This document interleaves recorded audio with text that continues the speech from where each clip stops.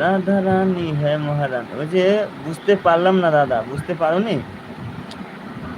Subscribe কাটার অনেক কারণ আছে বলতে, তুমি যাকে বন্ধু করছো তার ভিডিওটা তিনটে ভালো করে দেখবে, দেখার পর কমেন্ট করবে, তারপর সাবস্ক্রাইব করবে, সাবস্ক্রাইব করে অল বাটনটা অন করবে, এক নম্বর কথা। দু নম্বর কথা, যে তোমাকে বন্ধু করছে তাকে সাবস্ক্রাইব কখনো রিটার্ন করো না, অন্তত 12 ঘন্টা পার হতে দেবে, তারপর রিটার্ন করো, তাহলে সাবস্ক্রাইবটা কাটবে। কিন্তু আমার আজ পর্যন্ত সাবস্ক্রাইব একটাও কাটে না, কাটেনি, বুঝলে?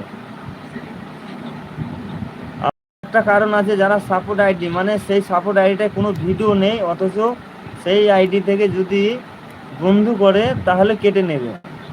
সাপোর্ট আইডিতে 2-4টে ভিডিও যদি থাকে তাহলে সেই আইডি থেকে সাবস্ক্রাইব কাটে না, মানে এই একটা কারণ আছে। বলছে আর একবার বলো।